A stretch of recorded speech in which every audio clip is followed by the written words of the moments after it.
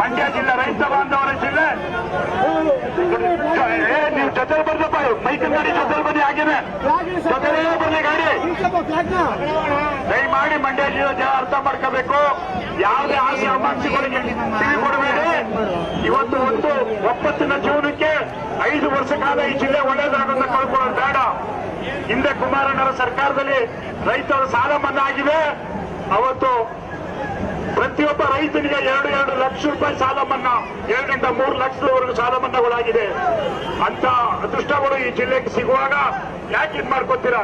ದಯಮಾಡಿ ಕ್ರಮ ಸಂಖ್ಯೆ 1 ನಾಳೆ ಮತ ಚಲಾಯಿಸುವಾಗ ನೀವೆಲ್ಲರೂ ಬೂತ್ಗೆ ಹೋದಾಗ ಕ್ರಮ ಸಂಖ್ಯೆ 1 ಅದಕ್ಕೆ ಮತ ಚಲಾಯಿಸಬೇಕಾಗಿ ತಮ್ಮನ್ನು ಕೇಳ್ತಾ ಇದ್ದೀವಿ.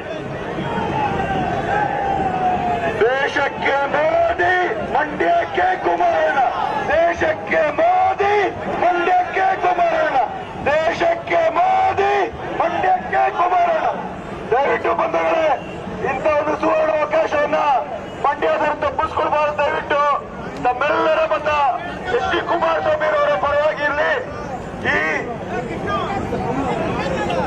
ನಾಳಿದ್ದು ಏಪ್ರಿಲ್ 26 ನಡೆಯಲಿರುವ ಚುನಾವಣೆಯಲ್ಲಿ ಕ್ರಮ ಸಂಖ್ಯೆ 1 ತೆರೆಯುತ್ತ ರೈತ ಮಹಿಳೆಗೆ ಮತ ಹಾಕೋದ್ರ ಮುಖಾಂತರ ಇಡೀ ರಾಷ್ಟ್ರಕ್ಕೆ ಸೇವೆ ಸಲ್ಲಿಸುವಂತ ಅವಕಾಶವನ್ನ ಎಚ್ ಡಿ ಕುಮಾರಸ್ವಾಮಿ ಅವರ ಪರವಾಗಿ ಈ ದೇಶಕ್ಕೆ ಮಾಡುವಂತ ಅವಕಾಶವನ್ನ ತಾವೆಲ್ಲರೂ ಕಲ್ಪಿಸಿಕೊಡ್ಬೇಕು. ಈ ನಿಟ್ಟಿನಲ್ಲಿ ನಮ್ಮ ದೇಶವನ್ನ ಸದೃಢವಾಗಿ ನಡೆಸಿಕೊಂಡು ಹೋಗ್ತಾ ಇರುವಂತ ನರೇಂದ್ರ ಮೋದಿರವರ ಕೈಬಲ ಪಡಿಸಬೇಕು. 3ನೇ ಬಾರಿ ಅವರು ಪ್ರಧಾನಮಂತ್ರಿ ಆಗಬೇಕು. ಅವರ ಸಂಪುಟದಲ್ಲಿ ನಮ್ಮ ಮಣ್ಣಿನ ಮಗ ಕನ್ನಡಿಗ ಎಚ್ ಡಿ ಕುಮಾರಸ್ವಾಮಿ ಅವರು ಇಡೀ ರಾಷ್ಟ್ರಕ್ಕೆ ಸೇವೆ ಸಲ್ಲಿಸುವಂತ ಅವಕಾಶವನ್ನ ಮಾಡಿಕೊಡ್ಬೇಕು.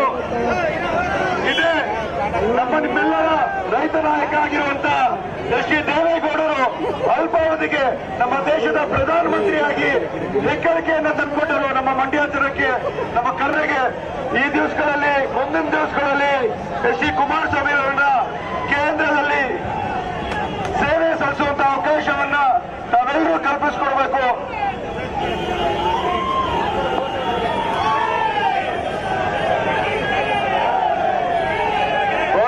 ಭಾರತ್ ಮಾತಾ ಕಿ,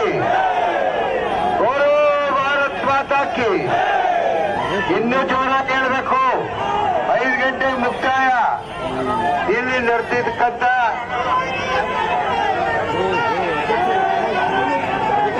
ಸಂಜಯ್ ಸರ್ಕಲ್ ಬಳಿ ನಮ್ಮ ನೆಚ್ಚಿನ ನಾಯಕರು ನಮ್ಮ ಮಂಡ್ಯ ಜಿಲ್ಲೆಗೆ ಅದೃಷ್ಟವನ್ನು ತಂದು ಕೊಡ್ಲಿಕ್ಕೆ, ಈ ಜಿಲ್ಲೆಯ ಸಮೃದ್ಧ ಬೆಳವಣಿಗೆಗೆ ನಮ್ಮ ಪಕ್ಷದ ಮೈತ್ರಿ ಪಕ್ಷದ ಅಭ್ಯರ್ಥಿಯಾಗಿ ಜಾತ್ಯತೀತ ಜನತಾದಳ ಹಾಗೂ ಭಾರತೀಯ ಜನತಾ ಪಕ್ಷದ ಅಭ್ಯರ್ಥಿಯಾಗಿ ಸ್ಪರ್ಧಿಸಿರ್ತಕ್ಕಂಥ ನಮ್ಮೆಲ್ಲರ ಕಣ್ಮಣಿ, ಈ ಜನತೆಯ ಹೃದಯದಲ್ಲಿ ಸ್ಥಾನವನ್ನು ಪಡೆದಿರತಕ್ಕಂಥ ನಮ್ಮ ಕುಮಾರಣ್ಣನ ಒಂದು